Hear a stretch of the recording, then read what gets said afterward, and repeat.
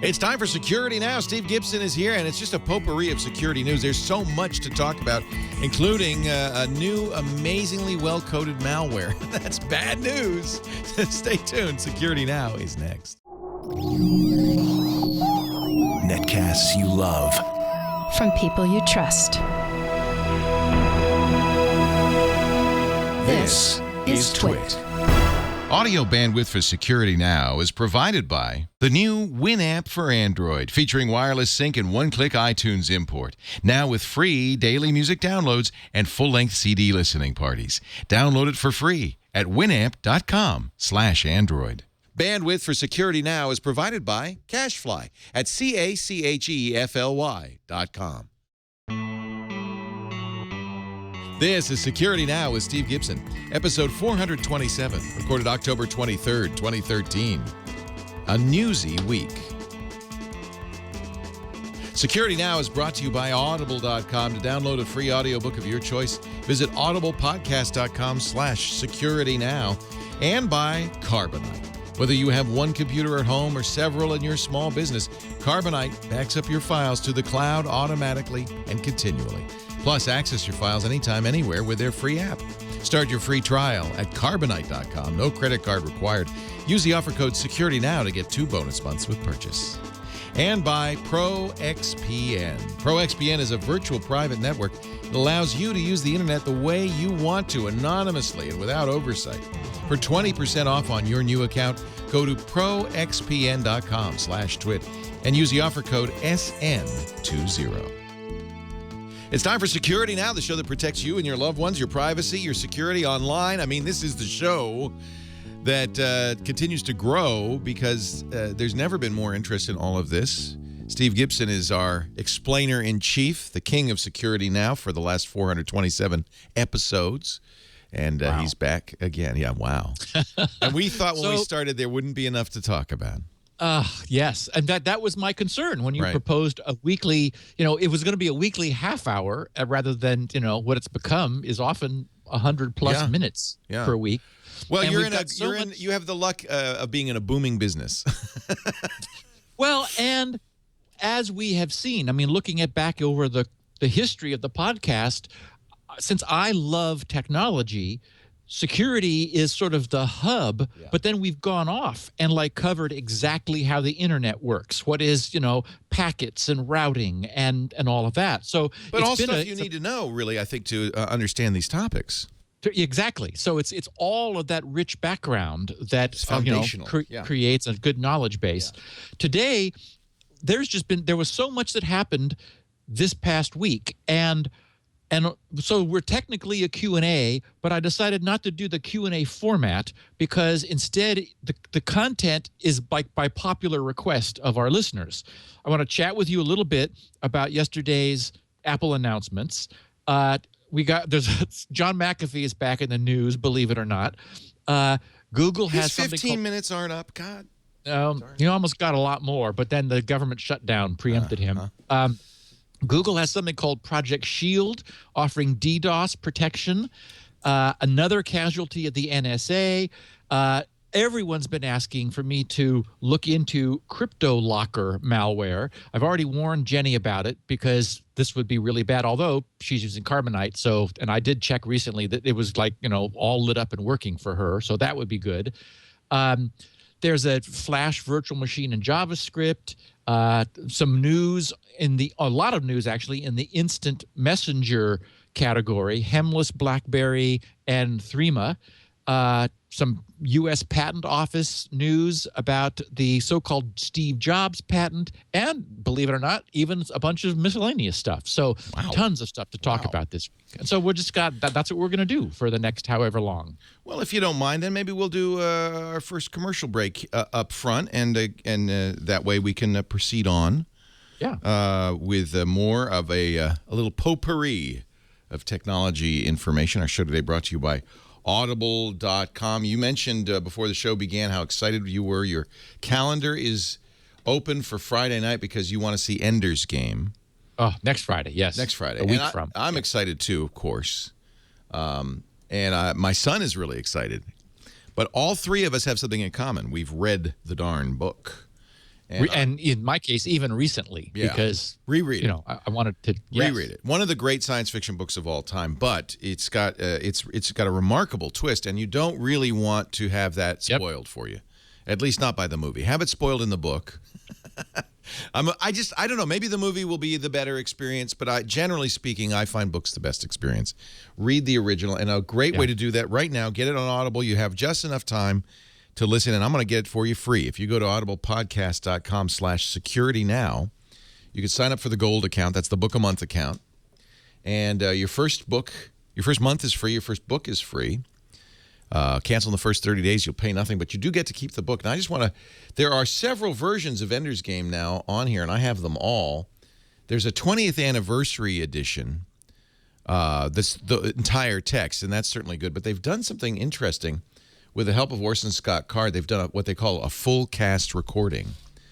In effect, it's an audio play, a long one, 7.5-hour audio play, with a full cast, some great voice actors, including Harlan Ellison's in this, Samantha Egger, Theodore Bickel. I can't wait to hear this. And a full original score by John Rubinstein. Janice Ian wrote Valentine's theme. This is going to be, I just downloaded this. So probably if I were you, I would get the text of Ender's Game, the 20th anniversary edition, as your first book. But you could also get this. Cutting off engines. Fuel for maneuver and descent. I love Good radio bird. theater. Still full of vitamins. I think this would be so awesome. So I am a guy who says, Dry Dave says, always read the book after the movie. The book always spoils the movie. No, I feel the other way around. If this, especially with this book, I would do yourself a favor. And I told Henry that. I said, I'm glad you read the book before you go see the movie. Ender's Game, the 20th anniversary edition, narrated by Stefan Rudnicki, is it's good. Highly recommend it. And you actually, one of the things about Audible that's great, they're owned by Amazon. So they have this Whisper Sync thing.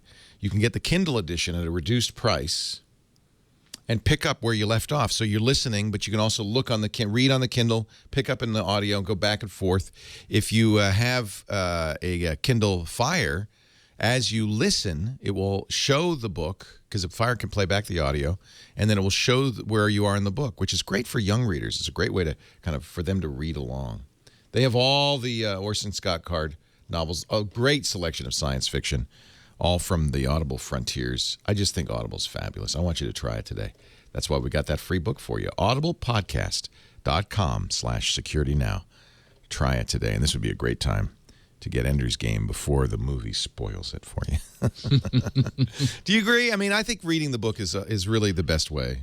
I know, for example, that I will never forget the Michael Crichton books. Jurassic Park, the book is so much better than the movie. I think your mind is better, more capable of making a brilliant movie set than any computer-generated graphics ever. Your mind is the most amazing thing.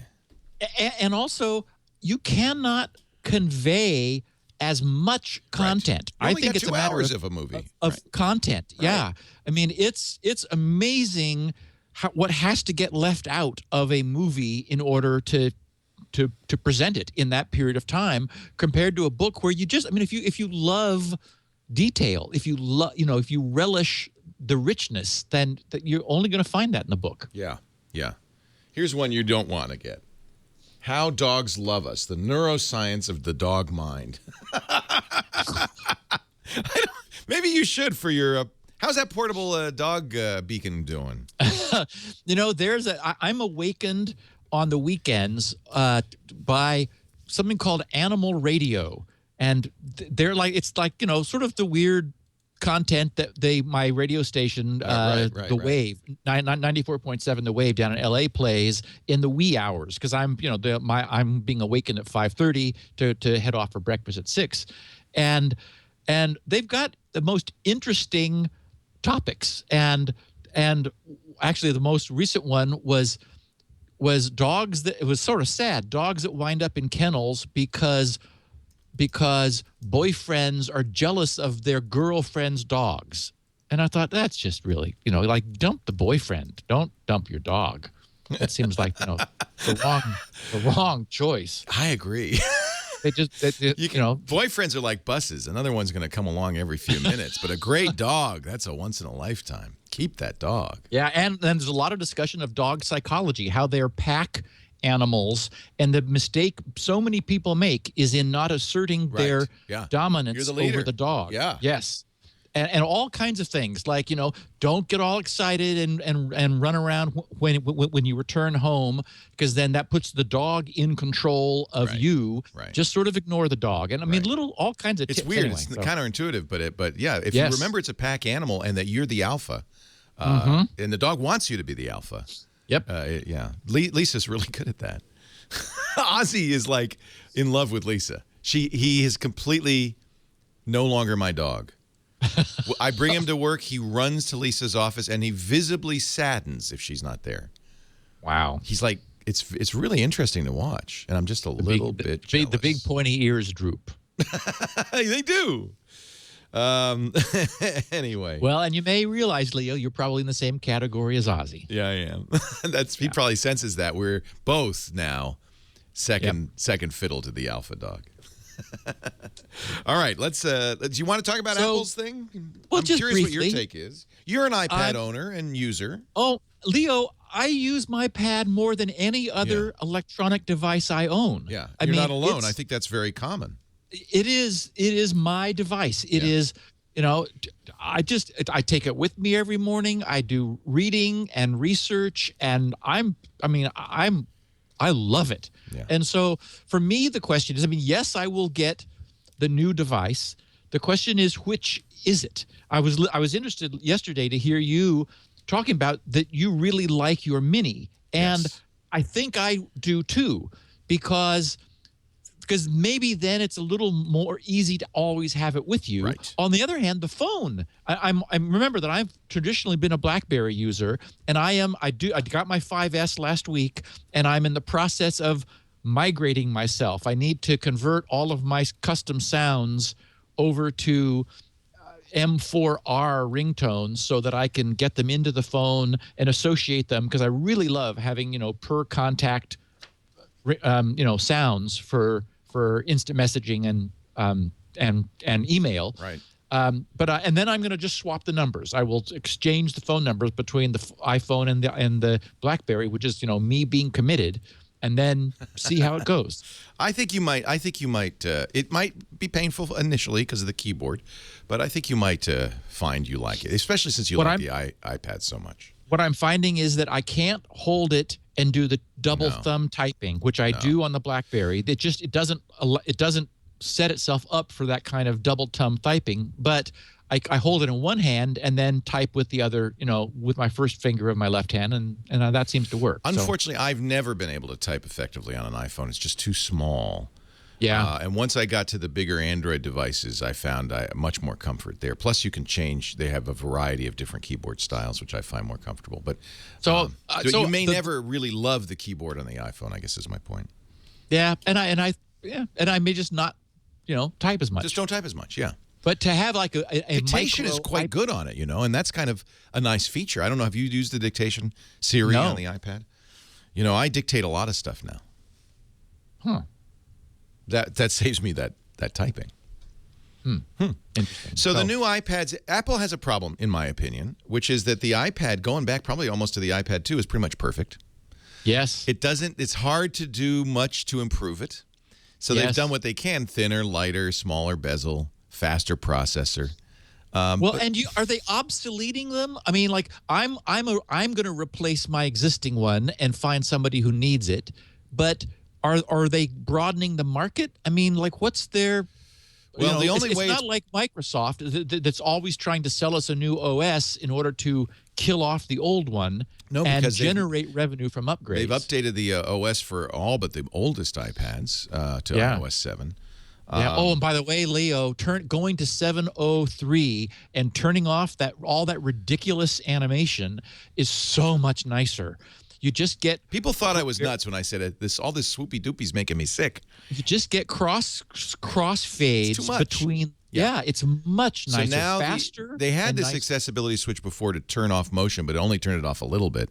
Now, with iOS 7.0.3, it turns it off entirely and replaces it with a dissolve.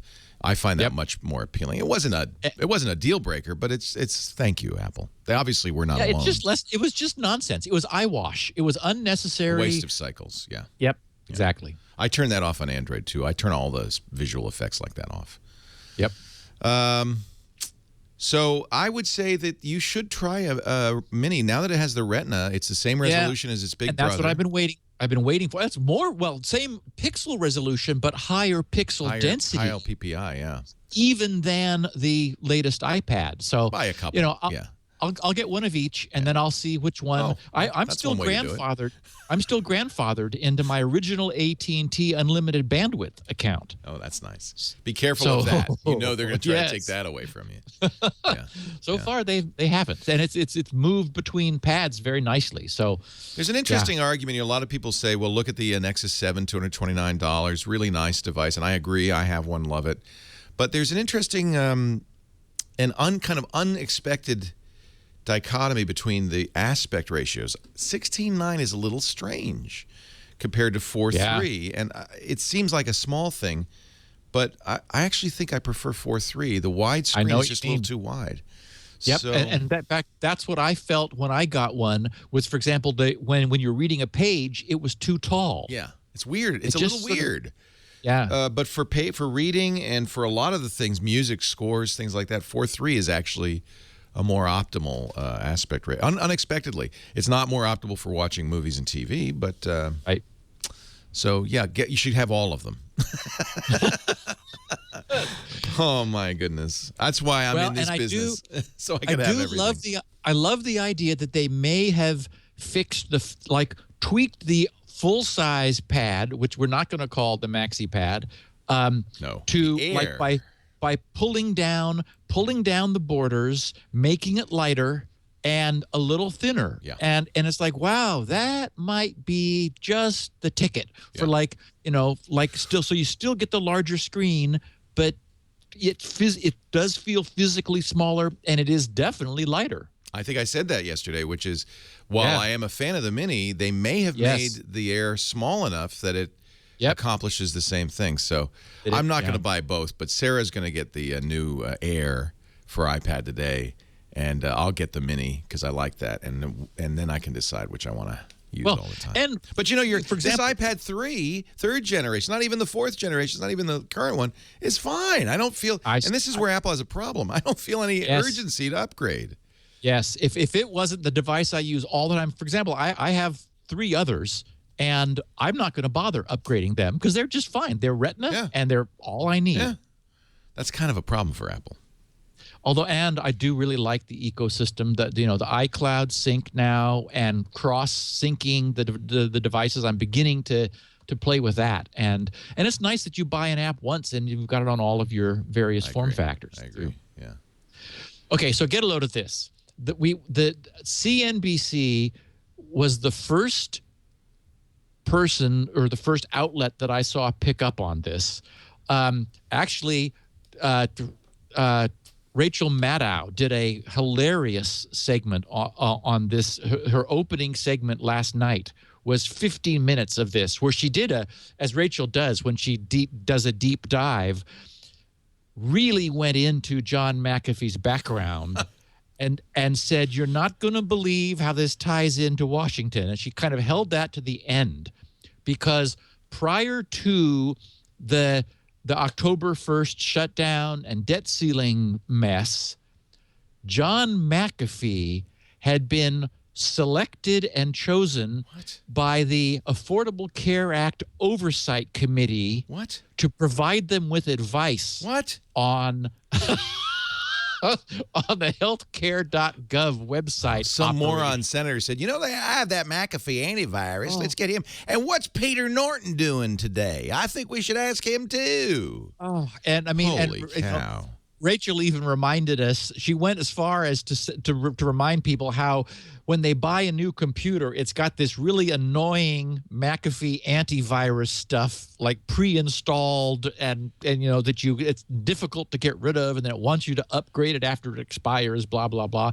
I mean, and she talked about, as we've covered it, how he was in Belize and he had 11 dogs, Rottweilers or something, I think, and they were barking and his neighbor was complaining and his neighbor ended up being shot in the head, and then the escape to wherever it was he went to. I mean, it's just all they have bizarre. to do is show that crazy video. Well, is he still on the panel? No. Apparently it got dropped. Somehow it got dropped during the shutdown, and maybe people who were a little more clued in said, you might want to watch this video. The staffer wandered over and said, Congressman, take a look. Right. Is this what you want?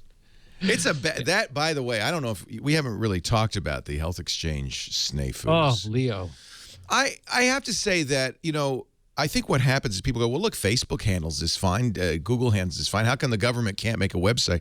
But what they're trying to do, and once I dug deep into it, and actually, yes, the integration. Harper Reid, who worked in the Obama campaign and is a superb computer scientist, said this is non-trivial. They're integrating 50 different databases, more than that. I mean, it is not a simple thing to do. I don't know how many hundreds of millions of lines of code it is. It's not surprising it doesn't work, frankly. Yeah, I'm unsurprised. It does sound like it was a catastrophe of design. The subcontractor that did it is a wholly owned subsidiary of a Canadian firm. Among other things, it loads 65 different JavaScript files in order to operate. So there's a concern. Yeah, they say, well, we wrote the front end, but the back end, the connections to all the databases, that's not our thing, and that's really where all the problems are occurring, is the connectivity that's required for this thing. Yeah, and of course the problem is that all anybody wants is for it to work, and so everyone is, you could argue, rightfully blaming what they see is healthcare.gov doesn't work. Right. And no one is going to be able. I mean, can you imagine this going to some congressional committee? Well, I mean, again, they chose John McAfee. Right. They chose John McAfee to he must know what's going on.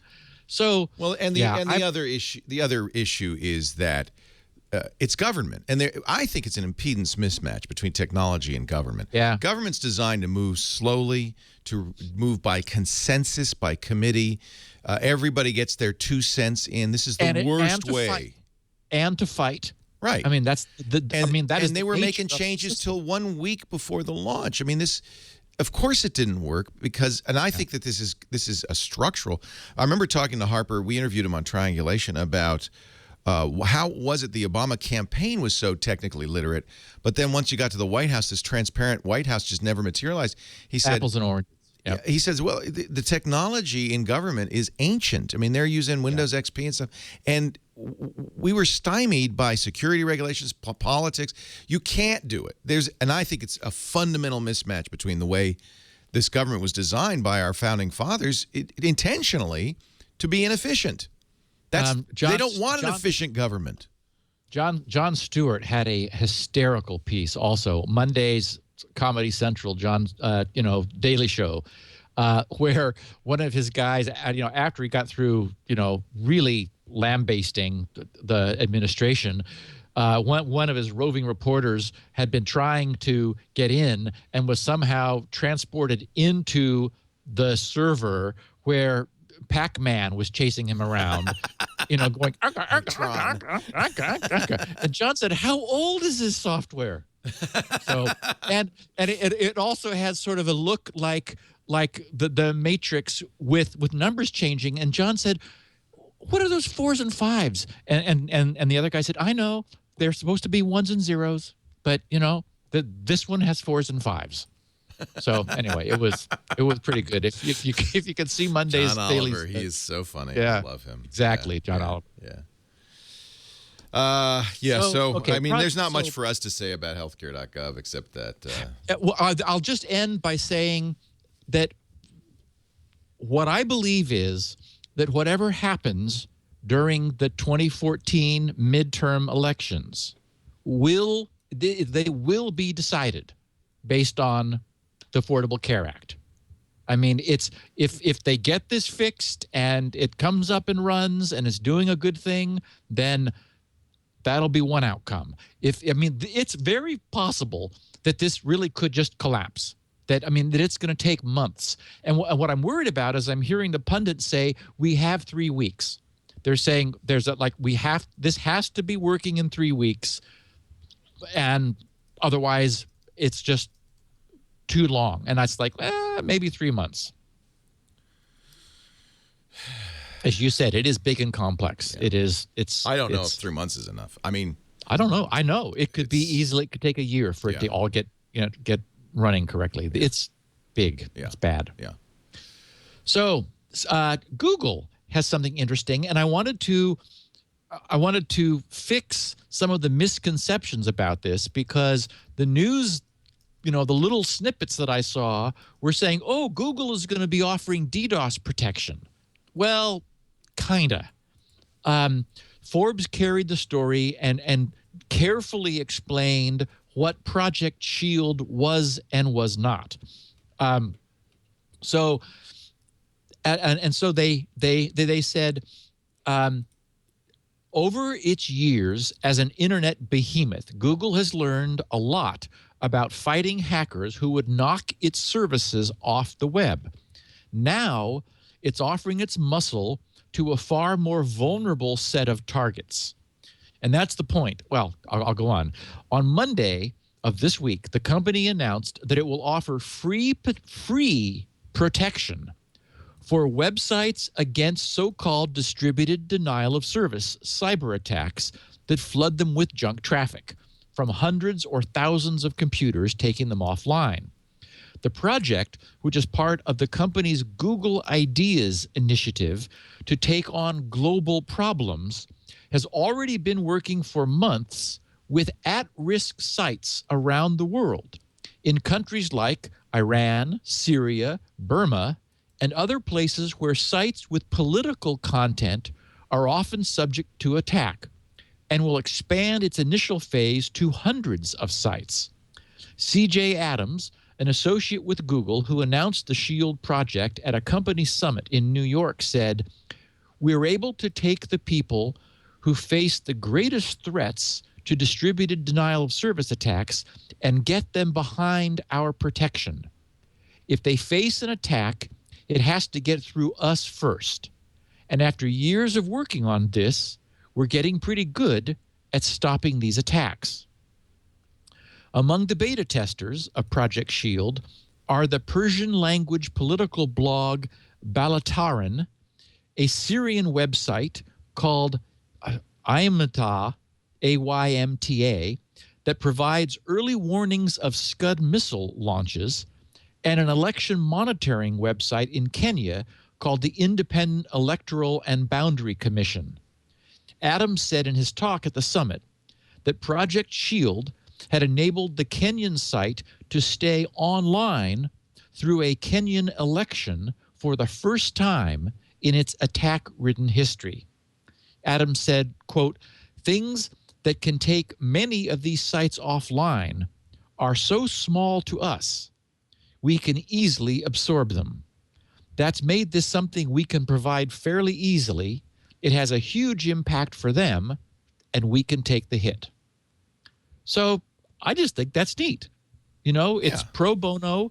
It's sort of selectively helping organizations that Google deems worthy of, having sort of the right to be on the internet, and not available commercially. You can't buy this from Google, and it's those sorts of politically and socially sensitive sites. Then Google sort of promoting free speech rather is just saying, we're just going to do this for you. Good. That's neat. Yeah. It's not a full, they're There are companies that provide this kind of DDoS protection. Yes. Oh, that you buy for extreme. And this wouldn't replace that. Correct. For example, gambling sites that absolutely have to be on during the big fight, where they have been subject to extortion, saying either you pay us this much money or you're going to be down during this period of time that you absolutely have to be online. And it is often the case that that those sites will go down. Then they'll learn their lesson, and then they'll start paying for very expensive bandwidth. That is, you have to essentially share a really big pipe with a lot of people like this in order to manage the costs, because really big pipes are really expensive.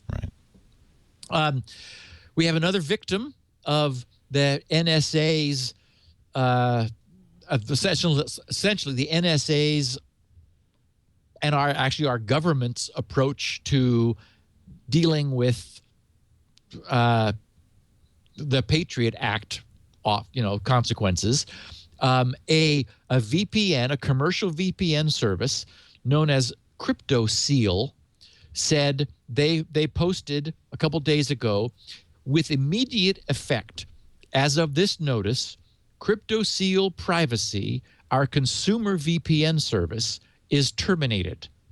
All cryptographic keys used in the operation of the service have been zero-filled, purged. Wow. And while no logs were produced by design during operation of the service, all records created incidental to the operation of the service have been deleted to the best of our ability.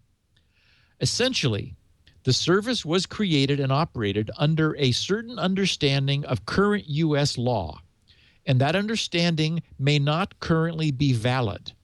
As we are a U.S. company and comply fully with U.S. law, but wish to protect the privacy of our users, it is impossible for us to continue offering the CryptoSeal Privacy Consumer VPN product.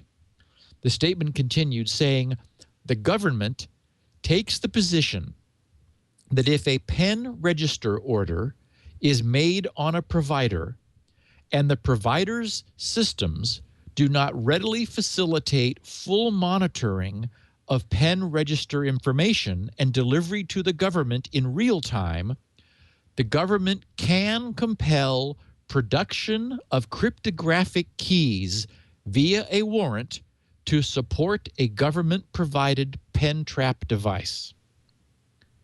So this is a sort of a somewhat more formal statement of what we saw play out with LavaBit.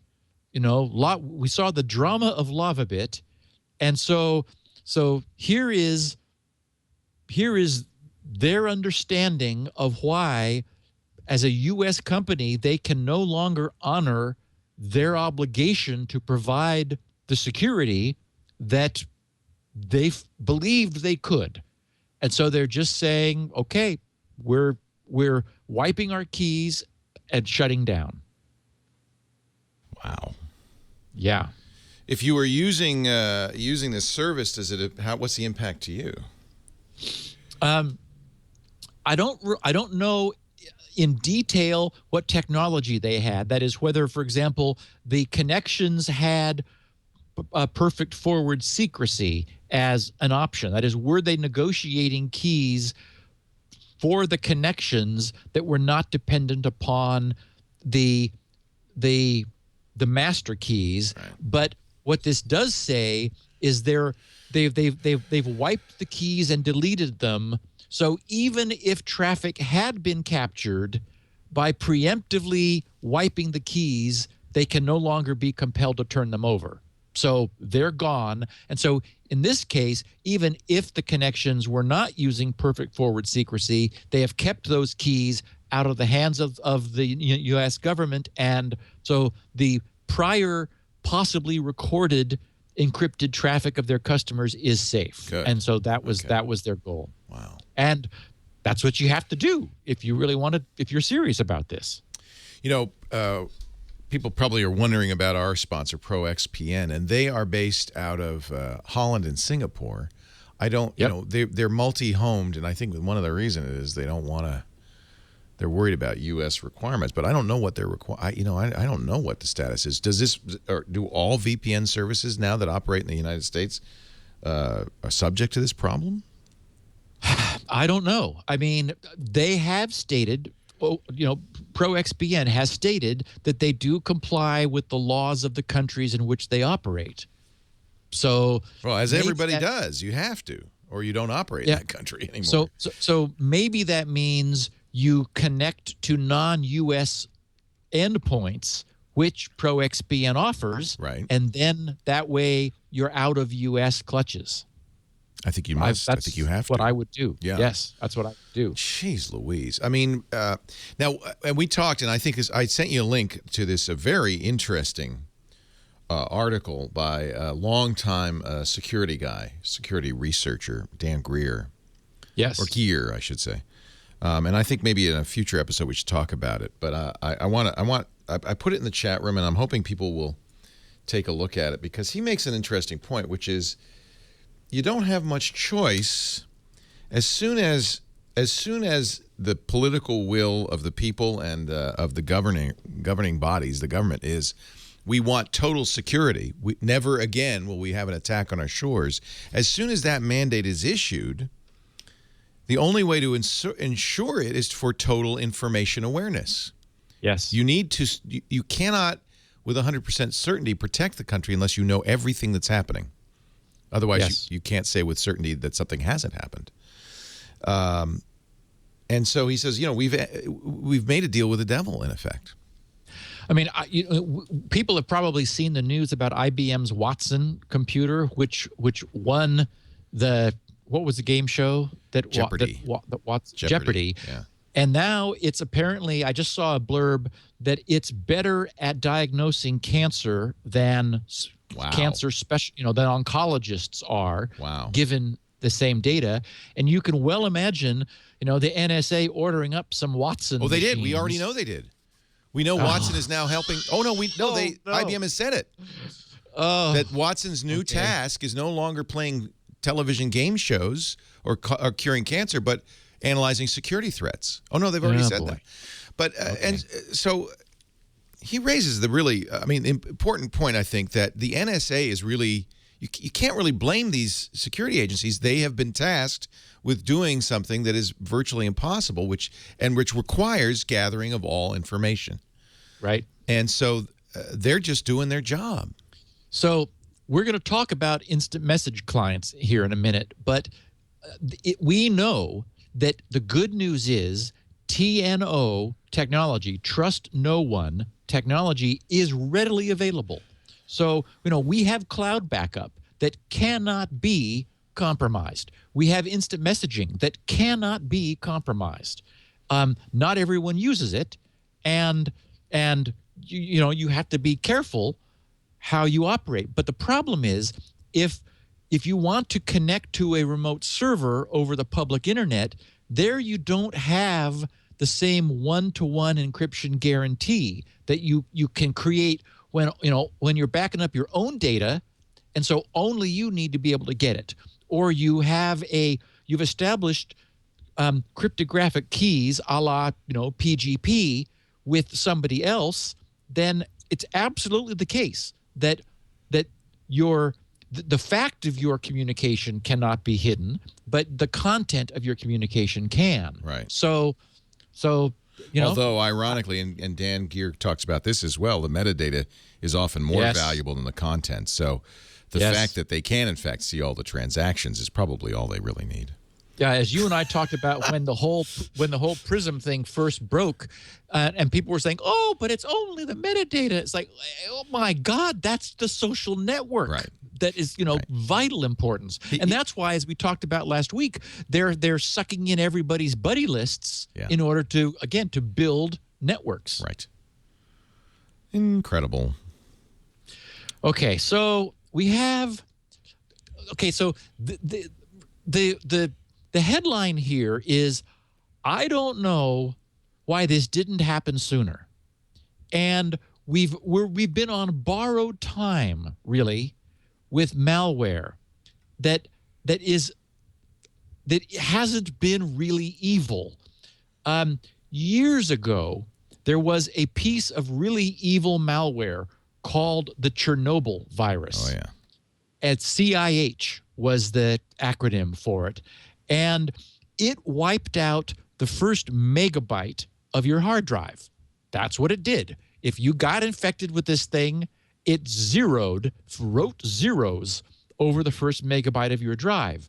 And because of my position in the industry with SpinRite, I got all this influx of like, oh my God, will SpinRite help me? And of course, no. I mean, the first megabyte of your drive is gone. But then I thought about it, and I ended up writing Fix CIH and gave it away for free. In the same way, remember Trouble in Paradise Tip? Which was the thing that fixed the iOmega zip drives. Yes, it was. So this thing, what I realized was, even though it wiped out your partition table, it wiped out the root directory and like most of the FAT. With drives at that time, the second copy of the FAT had not been touched. That is, the first copy of the file allocation table was, it pushed things far enough away that I was able basically to perform a full drive reconstruction, and to a huge number of people's relief, because this thing spread like wildfire, they were able to run Fix CIH and everything was back. They were like, a little surprised. But so what we have today, so there was just pure malice, and it didn't make anybody any money, which is why probably it died off quickly. Also, it tended to kill its victims. And when something kills its own, kills its host, then it's unable to propagate from there. So now what we have is something that surfaced about 3 weeks ago called CryptoLocker. And the most recent incarnation of it accepts anonymous payments through Bitcoin. So let's back up a bit, because our listeners have been asking me to tell them about CryptoLocker for a while. The headline that Dan Gooden at Ars Technica wrote said, "You're infected. If you want to see your data again, pay us $300 in Bitcoins." Ugh. And the subhead was, "Ransomware comes of age with unbreakable crypto and anonymous payments." Oh. So, and if you want to, Leo, just put CryptoLocker into Google and you will see, it is bad. Okay, so what does it do? It is typically installed through phishing attacks in email. So people will get an email that looks reasonable to them, and they will click on a link, and it'll be an executable, and they will now be infected. It installs itself into the Documents and Settings folder under a randomly generated name, and adds itself to, and this is Windows only, to the Windows auto run list, so that it executes every time you run Windows or start up Windows. It produces a lengthy list of random looking server names in the domains of .biz, .co.uk, com, info, net, org, and ru. And we know from talking about this before that these are cryptographically generated domain names where the code knows, based on date, what set of domains out of a huge array may be online at that time. So this is the way they avoid anyone getting involved and shutting them down. It's a spray of long random looking domain names that will be one or two of which will be valid among a huge population, and it's continually changing.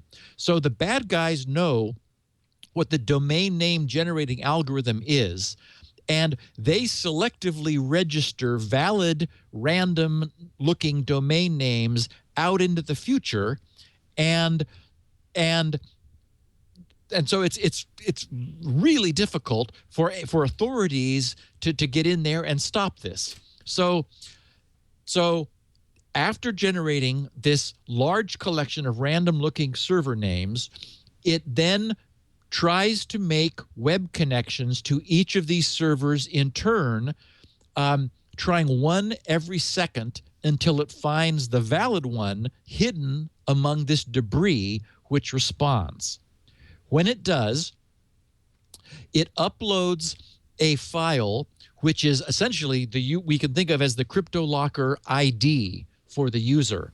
Then that remote server generates an asymmetric key pair, 2048-bit RSA asymmetric encryption, public key encryption, based on the user's unique ID, and sends only the public key back to the user's computer. I mean, so what I'm going to describe here is perfect cryptography. Evil, but perfectly executed. I mean, these guys made no mistake. So then the malware uses the public key. It generates a random 256-bit AES key. So it uses AES 256-bit encryption. Generates a random a symmetric key, which it encrypts with the user's public key and sends that back to the server. So now you have a encrypted with the public key symmetric key for performing bulk encryption that can only be decrypted with the never sent to the computer, never present on the victim computer private key. The program then goes through and enumerates and encrypts under the Rindal AES cipher every single document that it can find on your machine. Images, videos, spreadsheets. There's a large list of file name extensions that it, wildcard, star.doc, text, spreadsheet, everything, all the kinds of files that are typically user-created content. It runs through. It also searches for files on all drives and in all folders it can access from your computer, including workgroup files shared by colleagues, resources on company servers, and more. Anything within its reach. Backups, it encrypts. By the way, including backups. Yes, exactly. Including, so if you have hot online backups, they're victims of this. So essentially, the more privileged your account is, the worse the overall damage will be.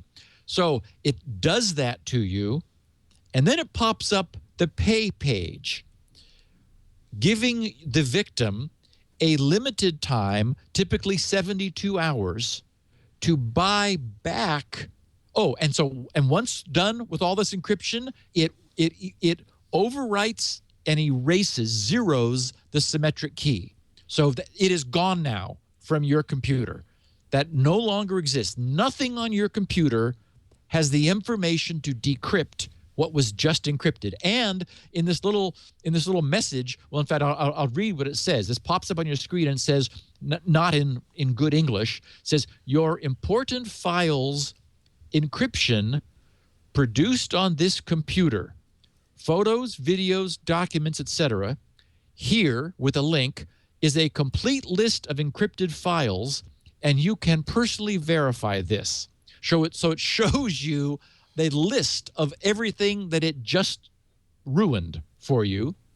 Then it goes on saying, encryption was produced using a unique public key, RSA 2048, generated for this computer. To decrypt file, you need to obtain the private key. The single copy of the private key which will allow you to decrypt the files located on a secret server on the internet. The server will destroy the key after a time specified in this window. After that, nobody and never will be able to restore files. To obtain the private key for the computer, which will automatically decrypt files, you need to pay $300 /300 euro, similar amount in another currency. Any attempt to remove or damage this software will lead to the immediate destruction of the private key by server. And then that shows you a countdown timer of hours, minutes, and seconds remaining until you no longer will ever have access to your data.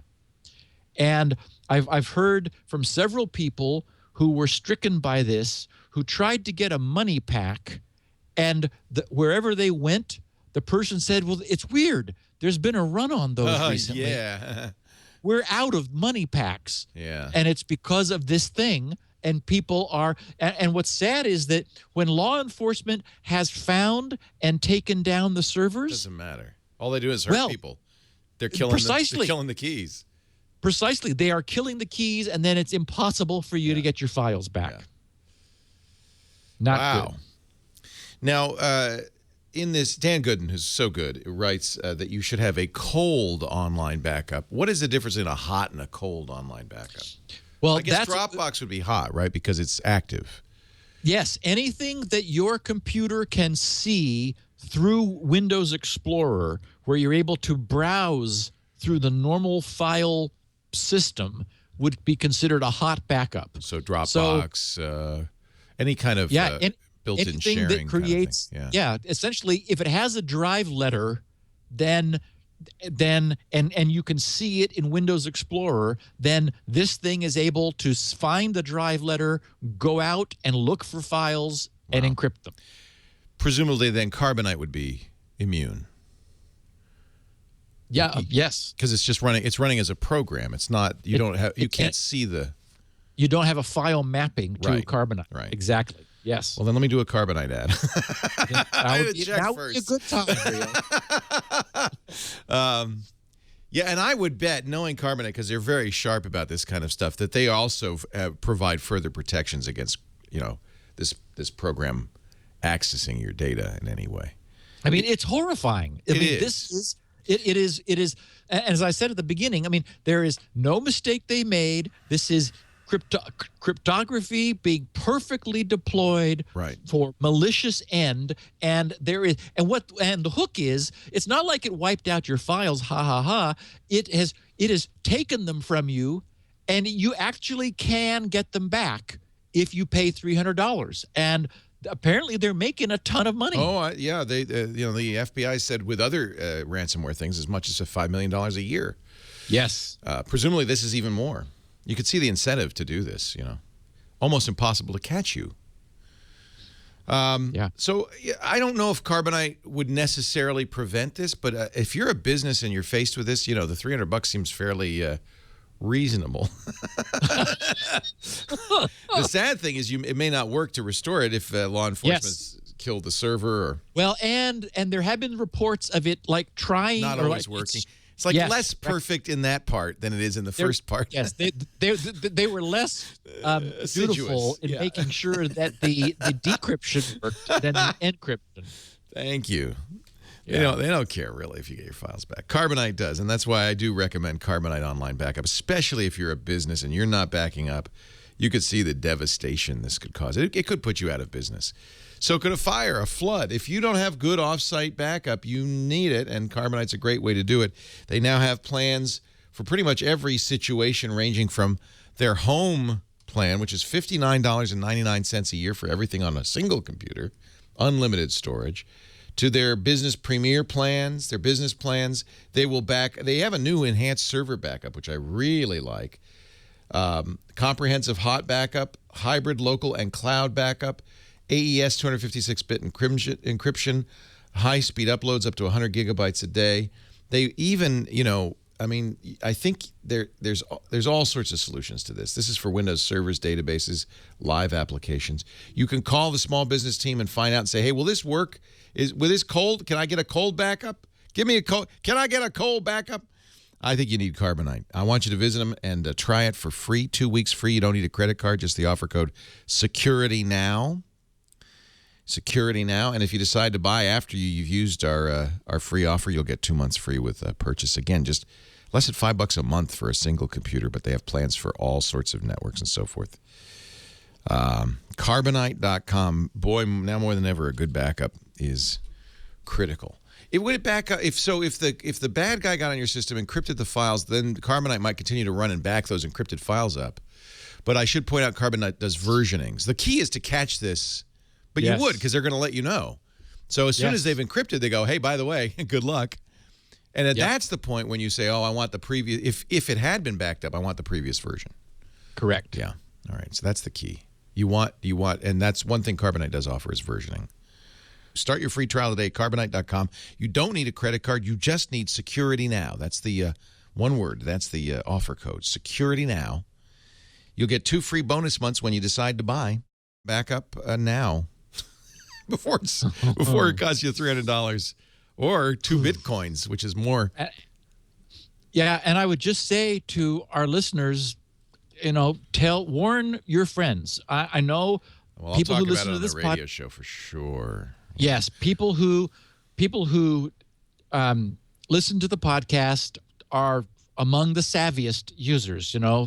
We do not click on links in email, but our friends and family, aren't so careful, and that's who's getting bit by this, and it's a bad bite. So, yeah. Wow. Yeah. Just amazing. Well, I mean, we've seen this before, but this is really a particularly nasty variant. Well, and the problem is all of the technology is in place now. I mean, as I said, when I started this, I don't know why it didn't happen sooner. The technology has been available. We've really been on borrowed time that malware has just sort of oddly existed for the sake of existing. I mean, yeah, I guess there's some weird, like installing search bars and cruft in browsers where they get there's some way to monetize that so that it changes your search to something where there's, some sort of like social networking search stuff where people install this junk and make money. But this is a problem. This is generating, I mean, the problem is this is going to succeed, and we're going to see more of this. My sense is this is going to change the landscape a little bit. I'm not sure how, but I mean, this is really bad. And so this is not a nuisance. Jenny got her laptop infected with one of these search bar things that was popping up a whole bunch of tabs a couple of weeks ago. And so I fixed it for her, and it was like, okay, it's fixed now. But this is a different category. This is not, remove it and then you're okay. Right. This is, your data is gone. So, yeah, I'm glad she's using Carbonite as she is. Tell your friends. So I got a neat tweet a couple days ago from a friend of ours who we've heard from before, Christian Alexandrov, tweeting from Diablo, D-I-A-B-O, or Diabol, D-I-A-B-O-L, IKKANT. Not sure what that is, but that's his Twitter handle. And first he sent me a tweet. He said, SpinRite saved me twice today. I wanted to share with SecurityNow listeners. And so I glanced up and saw that in my tweet deck. And so I wrote back, I said, well, okay, you could do a video or you could write it up and post it to, grc.com/feedback. I said, if you do, tweet me, and I'll go get it so that I see it. And so not long after that, I got another tweet. He said, I sent the story to you in text on grc.com/feedback titled "Twice the Time, Twice the Good." So, and it was kind of fun. So I wanted to share it. So he's in Sofia City, Bulgaria. And he said, hello, Steve and Leo.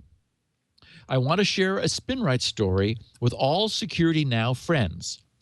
I called my dentist to schedule a session for a tooth that hurts me. My dentist tells me his computer went down again. And we may remember, this is where we heard from Christian before, was that he had dental problems and got some free work done.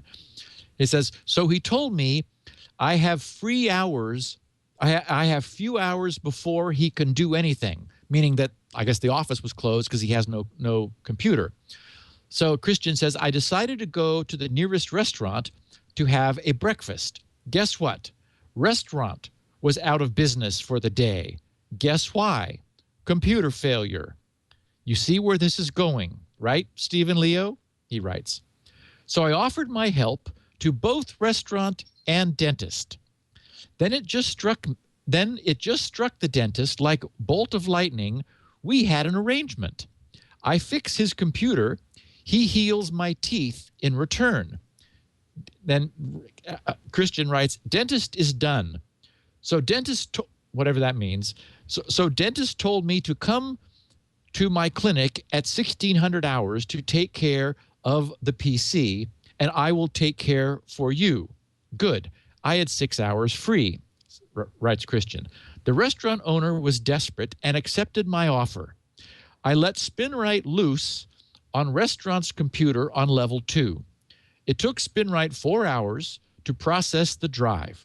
After that, some Windows and Office updates, disk cleaning, registry cleanup, defragment the drive, and the computer was every bit as good as new. The restaurant owner was happy and promised me a dinner for me and my beloved.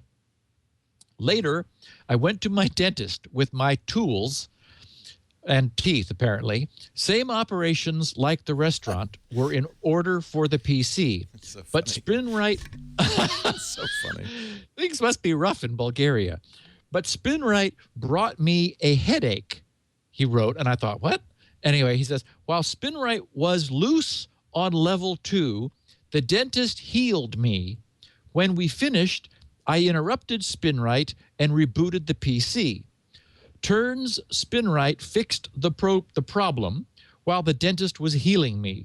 Well, SpinRite brought the disk back from the realm of the dead to realm of the living to find that the computer was infected.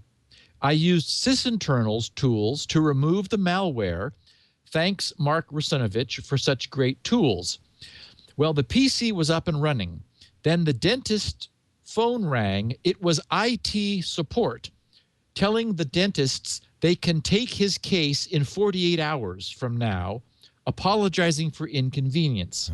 The dentist told them not to bother. He hired someone else to fix the problem, and the PC is up and running. After I removed the malware, I updated Windows Office and ran disk cleanup, registry cleanup, disk defragment, and after all finished, I asked my dentist to check my work. The dentist loved it. Then out of nowhere, his IT support came to ask what is going on. The dentist just fired him without much explanations. Now I'm his IT support. So he was so happy that he asked, what else can I do for you? I asked him to check my girlfriend's teeth. He not only checked her, but started full and complete healing sessions for her for free in all caps. He's a happy dentist.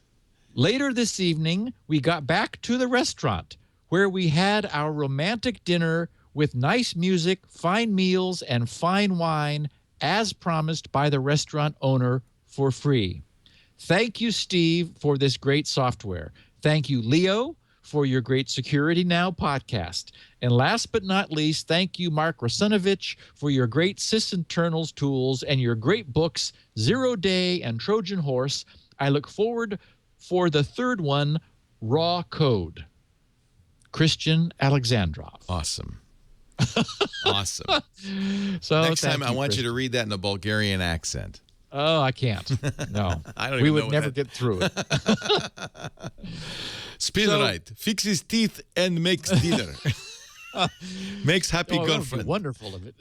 Yes, makes girlfriend happy and happy teeth. So, continue on. I have one more ad to do, so you tell me when it's an appropriate time to break. Okay. All right. We have this is really interesting to me. written entirely in JavaScript by the Mozilla project, a Flash virtual machine. Oh, wow. Yeah. It's called Shumway, and I ran out of time. I meant to look up what does Shumway mean? That's a very feel familiar name, isn't it? Isn't it? It's like somebody in some movie or series or something. It just seems familiar to me. Shumway must have been someone. I'm sure the chat room will probably instantly identify Norman it. Shumway pioneered heart surgery at Stanford. I don't think it's him. Yeah. Sounds like something from like I Dream of Jeannie or something, doesn't it? Or something maybe more pop and recent. I don't know. Oh, but Gordon Shumway is Alf. Or Norman Shumway. Alf. Was the actor who played Alf? I don't know. No, Alf was a puppet, wasn't Alf had a real name. Gordon Shumway. Oh, really? Okay. So the website. I don't know what that has to do with Flash. The website is areweflashyet.com. So you can just go to areweflashyet.com, and you'll be in the Shumway project. And this is a group. Their official statement, it is over on GitHub. Their official statement is Shumway is an HTML5 technology experiment that explores building a faithful and efficient renderer for the SWF file format without native code assistance. That's amazing. I know. I just can't. It's like, thank God that's not my Do you need project. to have Flash? Or you don't need Flash at all? No, this will run. It. Yes, it replaces it with native. It's in the same way that Firefox is now natively rendering PDFs. They are working towards native rendering Flash. Wow. So they say, our goal is to create a general-purpose web standards-based platform for parsing and rendering SWFs. Integration with Firefox is a possibility if the experiment proves successful. You know, the name may come from the old joke, ask me what's a Shumway. Ask me what's a Shumway. Leo? Yeah? What's a Shumway? About 5 pounds. No? Oh, my God. No, that's pretty bad. That's unfortunately, that's the humor I grew up with. And it may be the humor the Mozilla folks grew up with, too. You know, my grandfather would say, I opened the window and influenza. Yes, exactly. All right, the chat room may have it. So, what is ALF backwards? FLA, the file name extension for a Flash file, one of them, is ALF backwards. And ALF's real name was Gordon Shumway. Got it. That's a long way to go. Wow, that's a reach. But you know geeks. Yeah. Yeah. Yeah. Okay, so the first of 3 instant messaging topics. BlackBerry Messenger, now available for iOS and Android. Now you're the one of the few people still using a BlackBerry, so I'm curious what you think of this. By the way, it's so popular. You when you download and install it, it says wait in line. Yes. So 10 million downloads in the first 24 hours. Wow. Says BlackBerry. It became the #1 download on both iOS and Android platforms after announcement.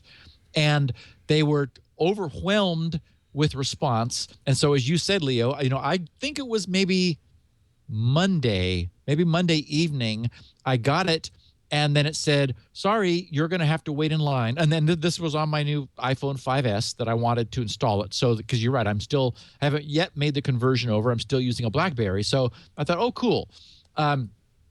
And I gave them an email address for me, and they said, we'll email you when you are first in line. And then I saw a link to a way to get around needing to wait. CNET has a story, how to avoid waiting for BBM on Android and iOS. It turns out their blockage isn't very high tech, and so it's easy to get yourself first in line. And what PC Mag said was BBM was the originator of the modern read receipt. And while that's been replicated in both iMessage and Hangouts, BBM still does it pretty well. You can also do group chats, share pictures, and send files. It basically does all the stuff, the first part of all the stuff the first part messaging clients do, but it's running through BlackBerry's servers. If you're worried about security, this should be on your radar. Now, the problem is, I take issue with that. I mean, we know that BlackBerry was big on security. The problem is, even BlackBerry themselves say that you should consider your messages scrambled and not encrypted. And my message to our listeners is BlackBerry Messenger is not TNO. The BlackBerry uses a PIN technology, and you're assigned a PIN when you register your BBM on, you get one on a BlackBerry, and it assigns you one when you register it on an iOS or Android device. And unfortunately, the encryption uses a global key that everybody has. Everybody has. Great. I know. So thank you very much. It stops nothing. No one. Yes, exactly. In BlackBerry's own documents, they said pin-to-pin messages are encrypted under a common global key, and they pass through BlackBerry's infrastructure. They are definitely subject to selective decryption.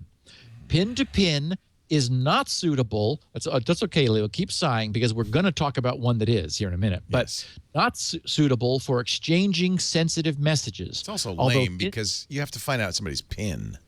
Yes, although pin-to-pin messages are encrypted using triple DES, which, that's strong. It's of course, everybody knows the key. Yes, that's the problem. The key used is a global cryptographic key that is common to every BlackBerry device in the world. This means any BlackBerry device can potentially decrypt all pin-to-pin messages sent by any other BlackBerry device if the messages can be intercepted and the destination PIN spoofed. Further, unfriendly third parties who know the key could potentially use it to decrypt messages captured over the air.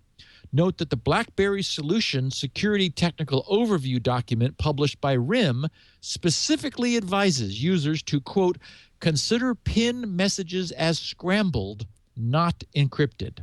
So they're obfuscated. Now, so where would this be useful? I don't know why 10 million people downloaded it, and I'm not sure now why I'm one of those, but I did. However, after doing additional research, that is this research, it's like, that's not what I wanted. What I was looking for was something to lift a dialogue with my best friend out of texting, because, first of all, it's annoying that you have a 140 character limit in text, or I guess, is it one? I guess it's 160? 160 technically, yeah.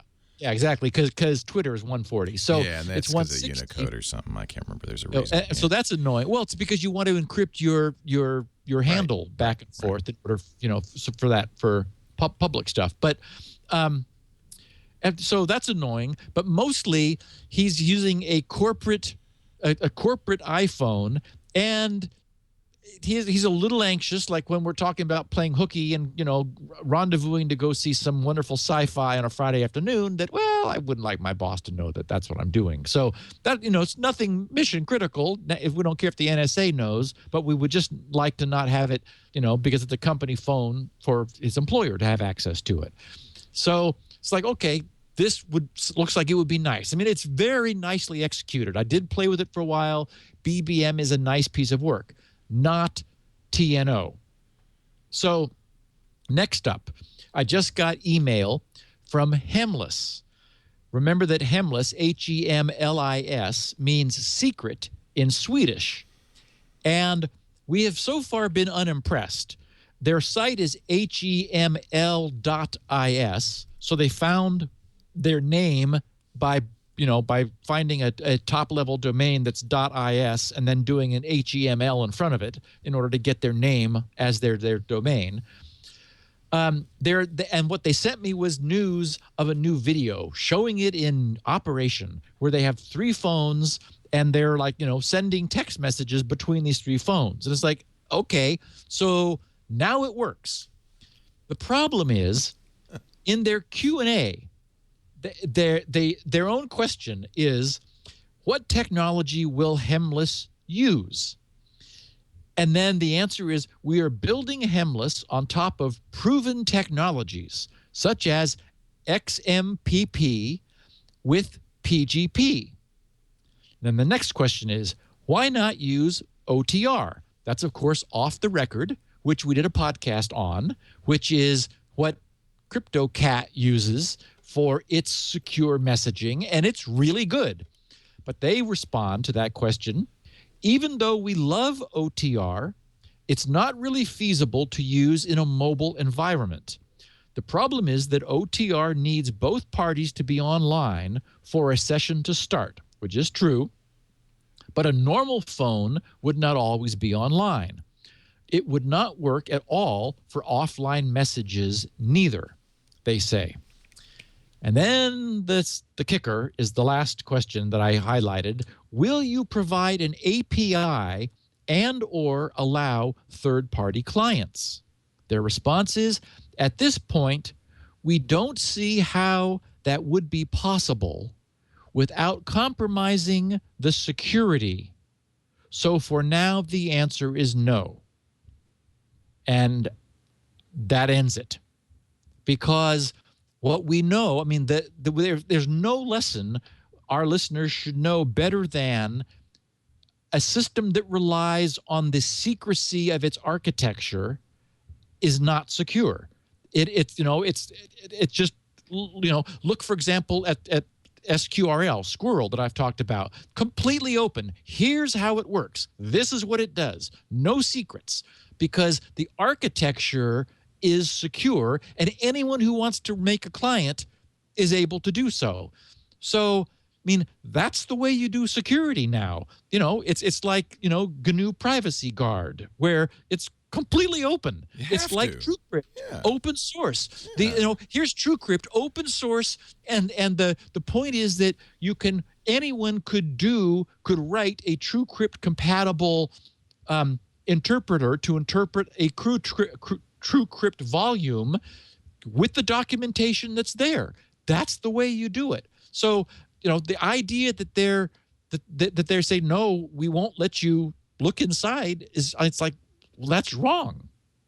And it's the other reason that I felt so good about LastPass was that when Joe showed me how it worked, explained every detail of it, he even had sample code JavaScript right there demonstrating it functioning. So, it's like, yeah, prove it to yourself. Encrypt something and go to the web page here and we'll decrypt it for you and you can look at the code.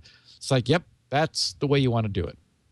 So I tweeted about BlackBerry Messenger this morning, and I got a bunch of people who responded saying, well, then what is TNO? What should we use? And so I wanted to remind everyone about Threema, which I really like and which really looks good.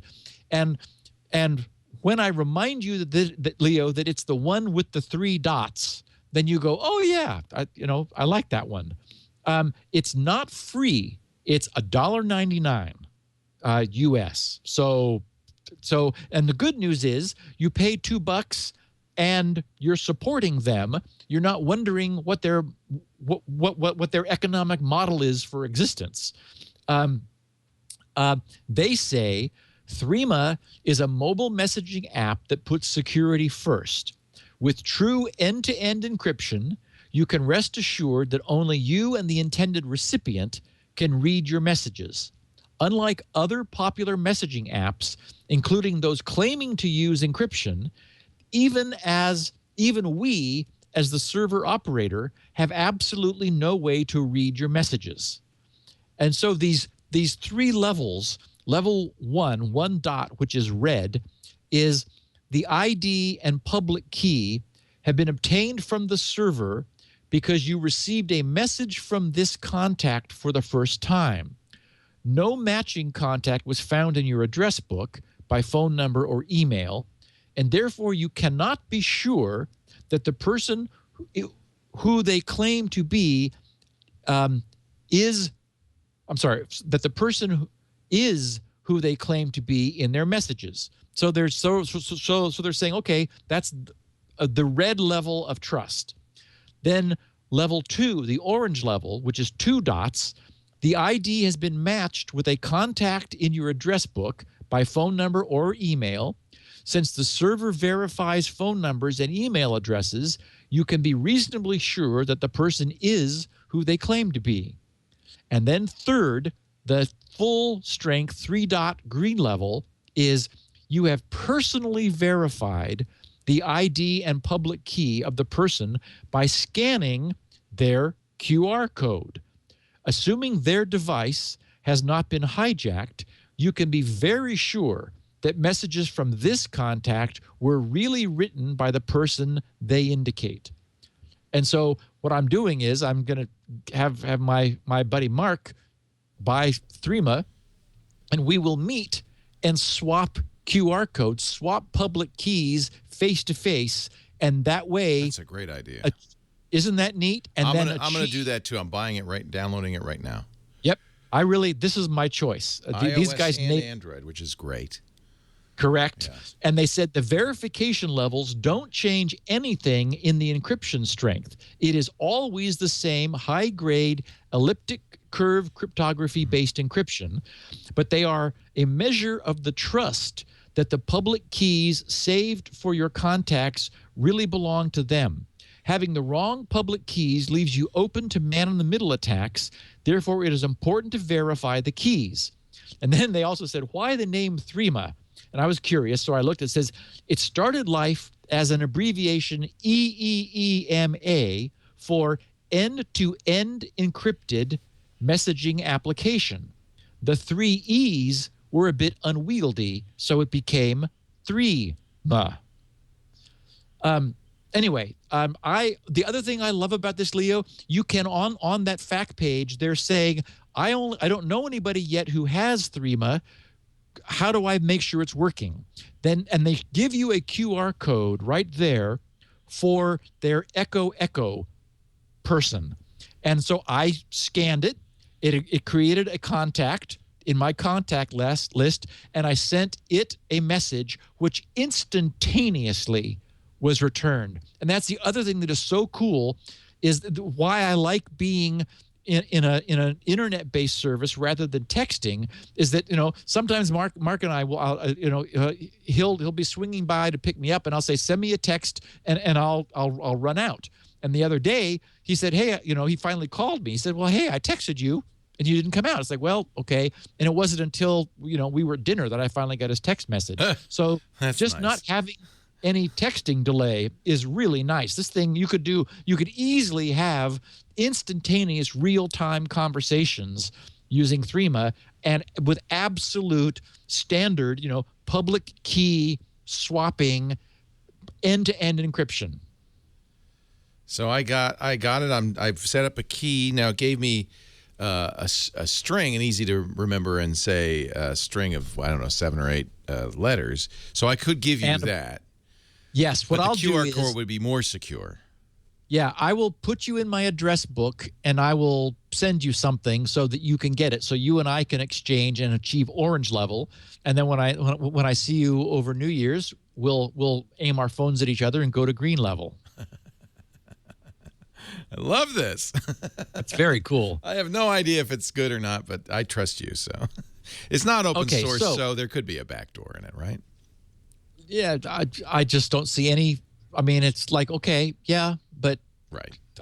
I'm trusting these guys. They seem 100% to have done it right and to be doing the right thing. And they're wherever they are, they're not in the U.S. either, so they don't have to. They're Swiss. Yes. Cool. So, okay, this is weird. Can I to pause us and do an ad? Yes. Before the weirdness begins? Yes, we got some weirdness. Really interesting U.S. Patent and Trademark Office nightmare weirdness. Oh, don't get me started. I know. Let's talk a little bit, though, before we do that, about ProXPN. You've vetted them. This is one of those trusted by Steve companies.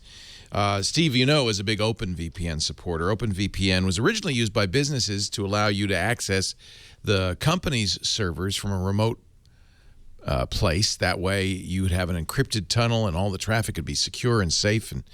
But it can be used also for other reasons. For instance, let's say you want to hide your conversations, your internet traffic from your mobile device on an open access point. This will do it. In fact, really, it's the recommended way to use open Wi-Fi access spots. Perhaps you would like to, make sure your ISP is not keeping an eye on what you're up to. They can, of course, unless you use a VPN, a virtual private network. OpenVPN is the open source solution, but setting up your own OpenVPN server, while desirable, is non-trivial. I have an easier way, ProXPN. Use their OpenVPN servers. As we mentioned, they're hosted all over the world: Dallas, Seattle, London, Singapore, Los Angeles, New York City, and Amsterdam. Steve recommends we use a endpoint outside the U.S. to make sure the U.S. government isn't spying on us. It's a 512-bit encryption tunnel using a 2048-bit key. All the good stuff of OpenVPN. And when you use our offer code, it's very affordable. Now, there is a free service you can try, but, you can try it free for 7 days if you wish by going to proxpn.com/twit and using the offer code SN20.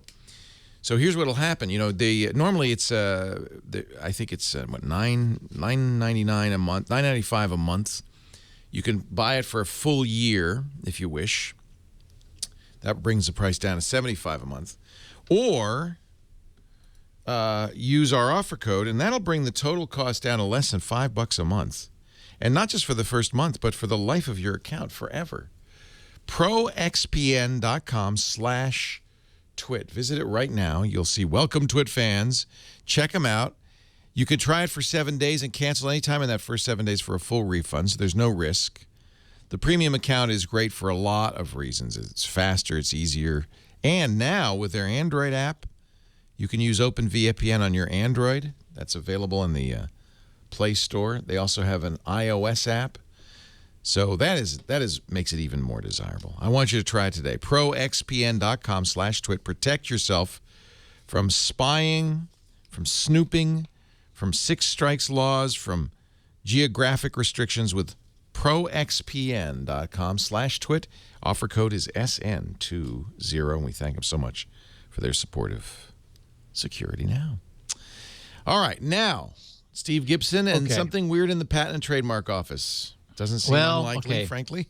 Just after last week's podcast on Thursday, October 17th, came the news that the U.S. Patent and Trademark Office had reversed a prior decision. By the way, I said ProXPN, not OpenVPN.com. ProXPN. It's ProXPN.com. Let's get that right. Go ahead. They'd reversed their decision. They reversed their decision on what is being called the Steve Jobs patent. This is a patent that Apple has, which is amazingly broad and essentially forecloses any other use of touch for managing a device. There are 20 claims in this patent, and it was secretly contested, meaning that someone, and it is speculated Samsung or Google, said to the U.S. Patent and Trademark Office, we're challenging this patent secretly, so we think it needs to be overturned. Initially, that was granted. Last Thursday, on further analysis, all 20 claims were upheld. And for example, among them is you put your finger on a touch-sensitive surface and moving it vertically scrolls the page. That's claim number one. You put your finger on the touch-sensitive surface and moving it side to side changes items. That's claim number 2. And it goes on like that. I mean, I don't know what this means, but it seems like it's really bad news for anybody else who wants to do a touch-enabled device like Samsung and Microsoft and Google, because this has been, really looked at, and the claims are being upheld. Maybe what this now has to happen is that this goes to court, and those with interests other than Apple, maybe they get together, or individually they find prior art, or they demonstrate that this fails the obviousness test, because that's, of course, one of the tests that a patent has to pass, is that it would not be obvious to someone trained in the art. I remember I had a crazy program that it's the Windows program that I wrote to teach myself Windows programming, called Chromosome. It was a commercial product that GRC did that used palette animation. And one of the things that Chromosome did was you could scroll the help by putting the mouse on the surface and dragging the surface, which is exactly what you do with your finger dragging the surface. So it's like, well, okay, is that not the same? I don't know. But, it stuns me, first of all, that this patent was it seemed reasonable that it would be overturned. Now it's been, it's all 20 claims have been upheld. Wow. So, wow.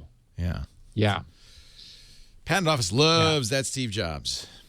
Well, and Steve's name is number 1 in the list of inventors. There's about 50 in the list. It's like everybody I at doubt Apple. Steve actually invented it. But, one wonders what his role was. Yeah.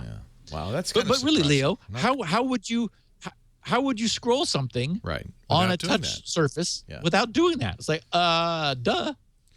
So, Well, and this is the risk of an inter partes appeal of patents. Yeah. You can get a reexamination, but doesn't guarantee they're going to do the right thing. Yeah, and I think it's going to have to get litigated, and it's going to have to be difficult to understand that Apple would be getting, EFF is doing the same thing with the podcast patent, and it's a debatable strategy, because if you win, it ends all litigation. If you lose, it makes it that much harder to.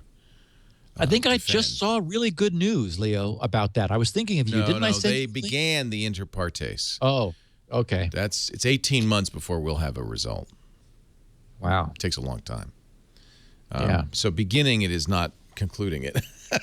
I presume the lawyers at EFF looked at it and said, this prior art is strong and we think we have a case.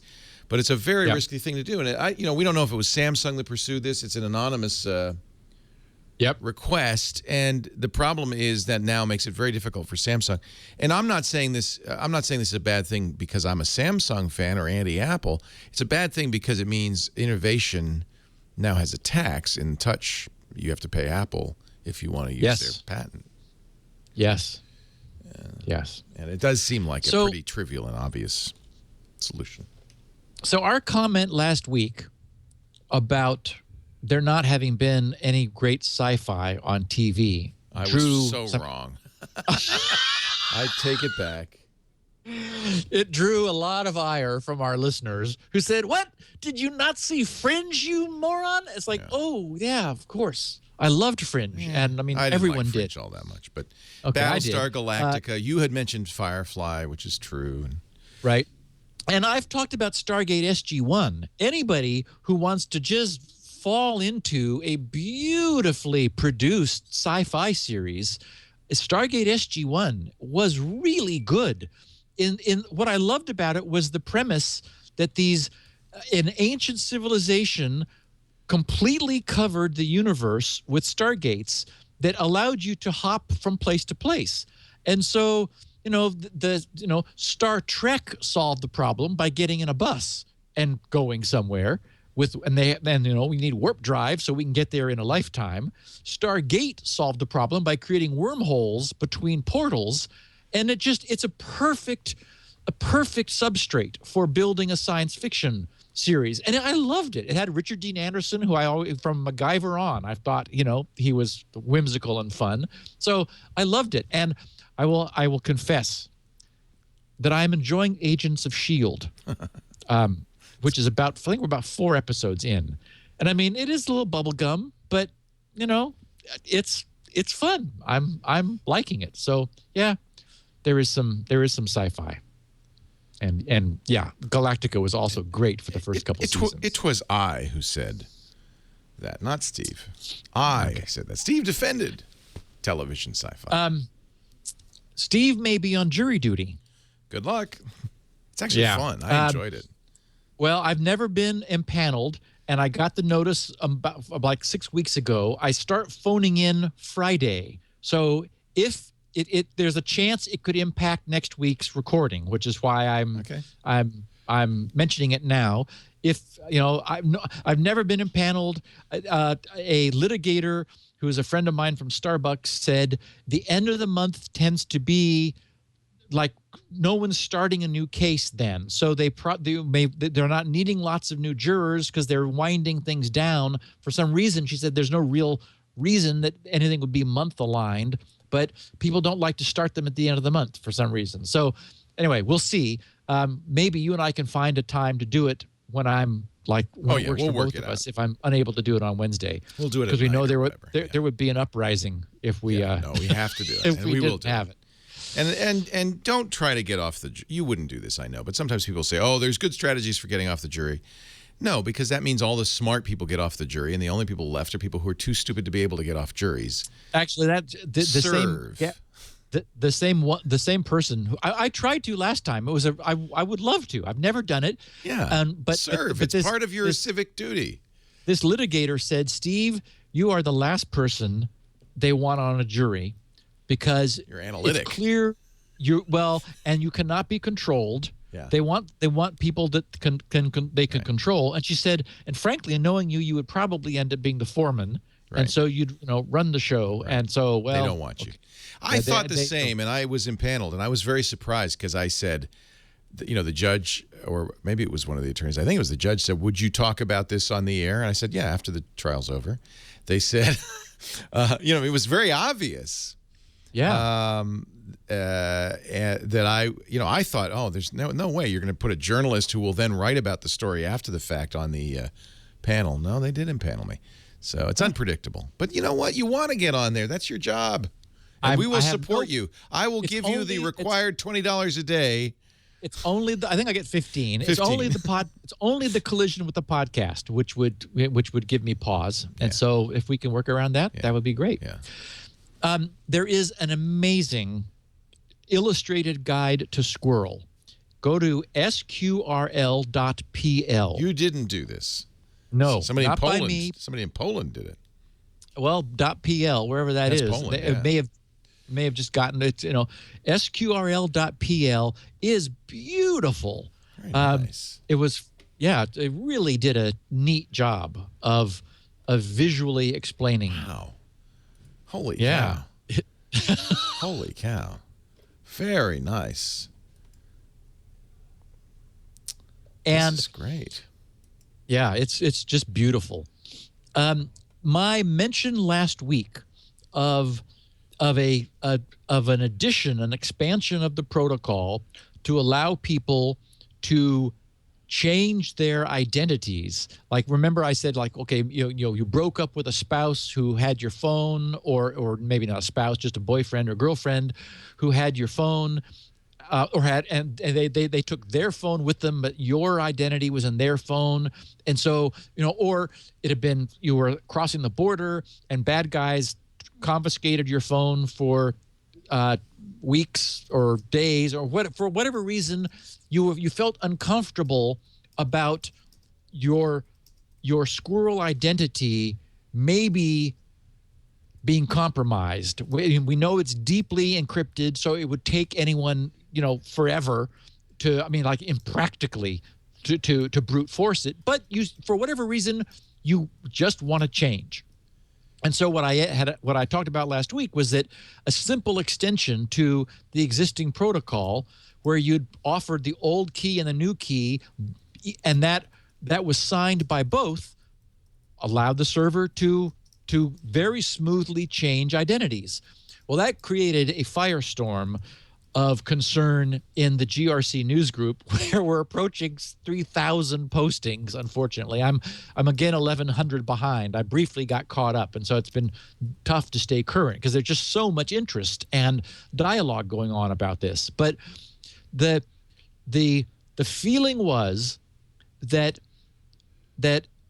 allowing in what I'll call in-band identity changing as opposed to out-of-band changing, where like you would go to a website and you would prove your identity with email or by using old school username and password, and then it would say, okay, you've authenticated by some other means than SQRRL. The argument that the really security concerned people had was that you're using a credential that you fear may be compromised in order to authorize the change to the new one. They said, okay, that's just brain dead. It's like, well, okay. I mean, I could see their point. And so the argument was that if a bad guy got your credentials, that is somehow, you used a really bad password, really like ABC or something that may be the first, or like monkey or password or something like the first thing a bad guy would guess, or it was somebody who might know your password for whatever reason. If they were able to acquire your identity before you, then allowing in-band identity changing would let them change your identity and lock you out of your use of SQRRL. And I thought, okay, I can. I mean, if we allow all those things lined up in a row to be true, then yeah, I could see that in-band identity changing should have a higher bar. So yesterday morning, I spent a couple hours at Starbucks, and I designed a protocol. I designed a protocol that does that. It is, again, perfect. It's a technology where your identities will be locked after you assert them and associate your SQRRL identity with a website. Nothing can change it. That is, even you can't change it, because again, a bad guy could be you. A bad guy could be impersonating you. And the way this works is there's a separate key, which is not your normal master key, which you can freely move around among devices, but this is your identity unlock key, which you would only use in the event of wanting to change your identity associations, change your master identity key. And so the point is, it does not live in your device. It is never written to non-volatile memory. It will not be stored. It is just for this purpose. And it turns out it's a pretty simple protocol. It uses all the existing primitives we already have, very low requirement over on the web server side. It just has to make available a little more storage, but the client does the work. I haven't published it yet. I've got diagrams and text written, but I just need a little more time with it. But so that's where we are with the project. We're moving forward. More people are supporting it. And we're ticking off issues and solving problems as we get this thing nailed down. Any sentence that begins, I spent a couple of hours in Starbucks and created a protocol. It's my kind of sentence. You're my kind of guy. Steve Gibson. You'll find more about SQRRL not only at sqrrl.pl, SQRRL.pl, but also at grc.com. That's Steve's site, and it's a great place to go there's all sorts of stuff there. Of course, SpinRite, the world's best hard drive maintenance utility. You got to get that. But everything else there is free, including his security forums. The discussion of Squirrel lives there. If you want a question answered by Steve, the best way to do it, he doesn't do email, is to go to the website, grc.com/feedback. Pose the question there. I guess we'll do questions next week. Yeah. So this would be a good time to leave those questions there, barring some emergency security topic. And get all the free stuff, read about passwords. It's becoming more and more just a great place to go for everything that you're interested in. Because you're listening to this show, I figure that's a safe bet. Steve, let me know about the jury duty. We'll let people know. We'll put it on our calendar at twit.tv. There's a calendar there of our broadcast and production schedule, and we'll update that as soon as, if there is a change, thanks to jury duty. What else? You can find 16 kilobit versions of this show, the audio for bandwidth impaired, or transcripts, too, that Steve pays to have done by the great Elaine Ferris on his site, grc.com. On our site, full bandwidth audio and video, each and every week on demand, twit.tv/SN for security now. But you can also get it anywhere you get podcasts. If you subscribe, you'll get it every week automatically. And that's a nice thing to do. Everybody should have the complete set, in my opinion. You know, it looks nice on the wall. Someday maybe we'll do DVDs. The Steve Gibson collection. No, I don't think that's going to happen. Who's on triangulation tonight? Is it Ladar Levinson? It is. No kidding. So you might be interested in tuning in. Yeah, you might be interested in tuning in for triangulation about 4 p.m. Pacific, 7 p.m. Eastern tonight. Yay.